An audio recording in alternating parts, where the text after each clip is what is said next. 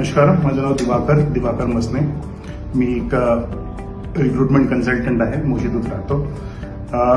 गेल्या 1.5 ते 2 महिन्यापासून माझ्या पाठीला आणि मणक्याला त्रास असल्यामुळे माझ्या पायामध्ये नमनेसचा खूप जास्त त्रास होता. त्यामुळे मी बऱ्याच ठिकाणी कन्सल्ट केल्यानंतर साईनाथ हॉस्पिटल रेकमेंड केलं सर्जरीसाठी. तुषार पिसाळ यांच्याकडे रेकमेंड केलं. त्यांनी माझे बरेचसे टेस्ट सांगितलं. त्यानंतर त्यांनी मला सर्जरी ॲडवाईस केली.